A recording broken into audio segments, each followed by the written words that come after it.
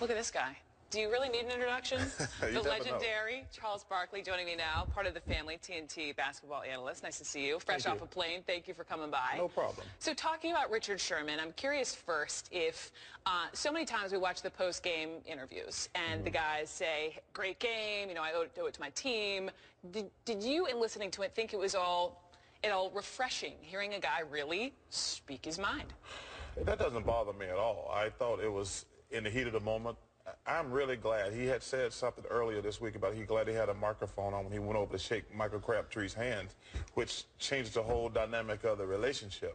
Now, if you try to shake a guy's hand and he don't want to shake your hand, that's just going to really make you mad. I've talked to different people this week who say he wasn't going over there to shake his hand. Well, he was saying good game in a different kind of way. Listen, you think he genuinely meant that? You saw it on the tape. He said good game, and held his hand out. I mean, that to me, listen, I think clearly people really overreacted. It bothered me for the simple fact how a guy can go from graduating second in his high school class, go to Stanford, working on his master's, and in a 15 soundbite, people can get so vitriol like toward him. That. And it's a learning lesson. You tell people, like, they want you to stay in your place. It's like, yeah, we like you as a player, and you're all right. But I like the other things you said about, you know, when people throw the term around thug, street cred, calling him monkey and things, that's pseudo for the N-word. Do you? We just heard the soundbite with Rachel Nichols where he says, yes, that is pseudo for the N-word. Of course it is. You agree? Every black person knows that. You know, everybody, like, you know, you got a couple of people who are ignorant who use that as a slur. But people also they say street cred. Think of Tupac in the 90s, wasn't saying thug cool at the time. What changed? Well, first of all, listen, we got this great debate going on in West Fair. I use the N-word. Me and my friends use it, and we're not going to stop using it. I don't care what anybody out there say. We're going to use it. I know the difference when me and my friend are saying the N-word when somebody white is trying to insult me. I find it fascinating when I'm watching these shows when we go back to, no disrespect to Paula Deen. She was using the N-word, and people turned it on us and said, well, you guys use it in song and use it to yourself. Yeah, but we know what it means toward each other. Do you say thug? No, not really. That's not really. I'm not sure what context I would use it in, to be honest with you. Yeah. But it is a racial slur. Some people don't have the courage to say the N-word, so they use terms like thug and street cred, but that's what they really mean. What about the fact, though, that there are a lot of young kids who want to be Charles Barkley and Richard Sherman, and they see what this outburst, post-game outburst on the field, and it may change their perception of them. I've talked to folks this week, sports columnists, who said it was absolutely wrong, and he reminded me of this clip of you 20 years ago. I am not a role model. I'm not paid to be a role model. I'm paid to wreak havoc on the basketball court. Parents should be role models.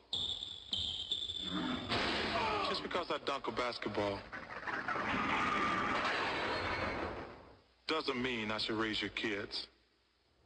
All of these years later, Charles Barkley, do you stand by that? Oh, of course I do. The greatest thing I've done in my life. I started a debate on listen, for some reason, and I saw Terrence on your show the other day, and Terrence doesn't have a clue what my commercial is about. I'm the only guy in the history of civilization that ever got criticized for telling kids to listen to their parents. That's how you know a lot of these people are full of it. I told kids to listen to their parents.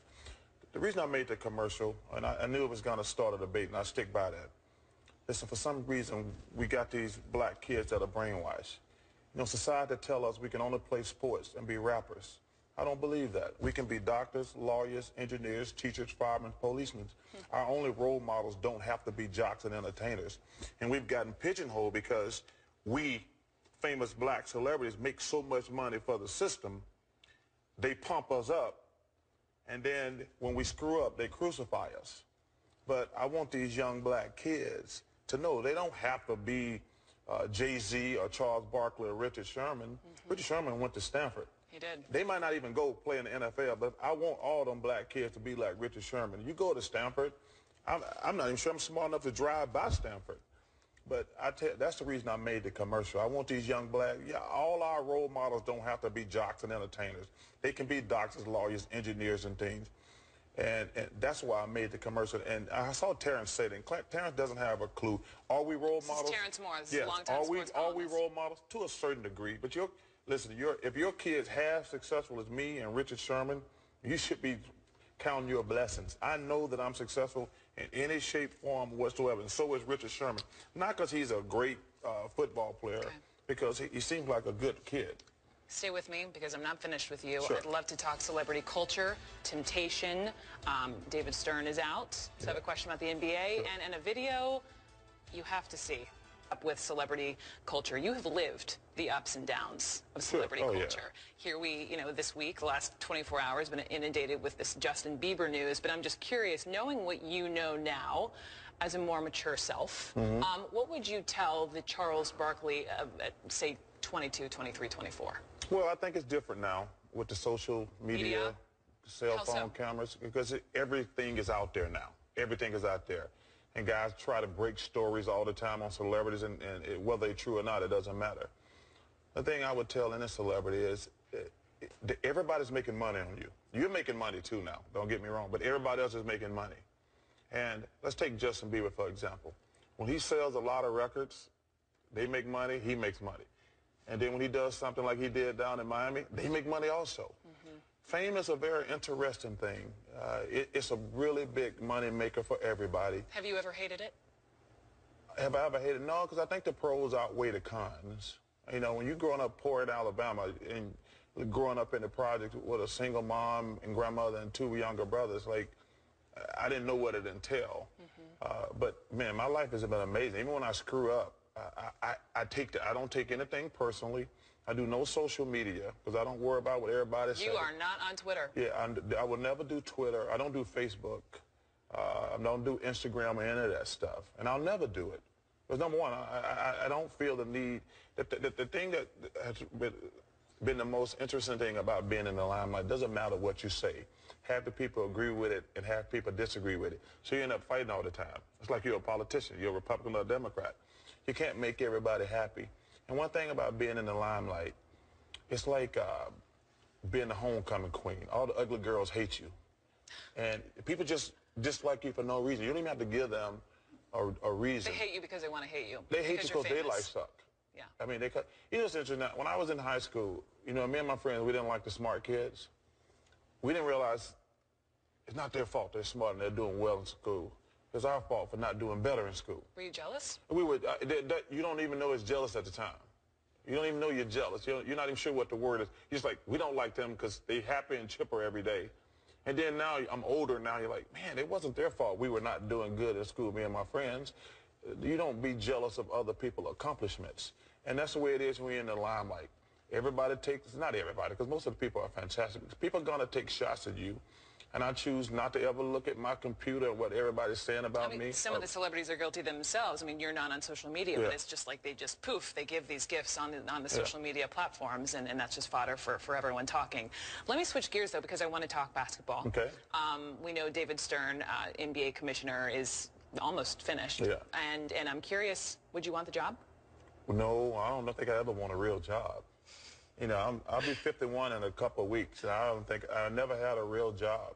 Well, let me say this about Commissioner Stern, and I've faced this wrath 5 or 6 times for doing stupid stuff throughout my NBA career. He's an amazing man. We came into the NBA the same year together in 1984, and I think the average salary was about $250,000. Today, as he leaves, 30 years later, the average salary is $5.5 million. We're a global game. We're in hundreds and hundreds of countries. He's done a remarkable job. Because you go back and look in the 80s, the league was looked at as, quote-unquote, pseudo, a bunch of thugs doing drugs and blah, blah, blah, blah, blah. And Magic Johnson, Larry Bird started the ripple effect, and Michael Jordan took it to an entire new level. Now you got Kobe and LeBron and those guys and Kevin Durant. But what he's done in the last 30 years, like I say, to take average salary of, it's only 400 players in the NBA, take the average salary from $250,000 to $5.5 million, that's remarkable. But what's the one thing, if you could change one thing about the NBA, Charles Barkley, what would it be? I would like for kids to stay in the college longer. because I think we bring a lot of guys into the NBA who are not mentally or physically ready. You know, college is a really good time, and it's not always just about the money. And I don't hate on people for wanting money, God bless them, but we're not putting a good product out there right now. The NBA is not where I want it to be as a fan, because I'm a fan first and foremost, and I don't like what the product is right now. Have you seen these recent reports, even my own alma mater, UNC Chapel Hill, and the reports coming out about some of these guys, they're talking football players specifically, reading at an incredibly remedial level in college? You know, Brooke, that's the thing. Listen, I'm not going to hate on basketball, because basketball has given me everything in my life. We have a system in place. We got a lot of young kids making billions and billions of dollars for the people up top. They're not getting educated. That's the thing I talk about. I don't want these kids thinking they're going to be Charles Barkley, Michael Jordan, LeBron James. Education is the most important thing. And these schools have not done a good job. But in fairness to the schools. What about teachers? What about parents early on? Oh, that's important. Well, listen, I tell parents are the role models. You know, everybody stopped my commercial. I'm glad you showed the whole thing. You know, most people stop my commercial at I'm not a role model. At least we show the context. Yeah, I just listen. We're CNN, Charles Barkley. I tell kids, listen to your parents, because most people your parents are the most influential people in your life. But these colleges, they're on a tremendous stress to win, to make money, and win. And you can graduate all your players. If you don't win, you're gonna get fired. So it's a unique dynamic of the whole situation. But the bottom line is these colleges got to do a much better job of educating these players, because less than 1% are going to go on and play pro sports. I'm not worried about that 1%. You're I'm worried about the 99% who are not getting properly educated. They're not. This has gotten deep. Yeah. I like deep. I'm glad you came by. Yeah. Before we go, just for fun, okay, roll the video, Michael. Oh, my goodness. What? Charles. You know. What is that? I got. Play it again. Play it again. And pause, and wait, not yet. Boom. You know, I don't know what's worse, my golf swing or how fat I was back then. Where did you learn that? First of all, it's not learned. It's a subliminal screw-up, basically. Yeah, it's a subliminal screw-up.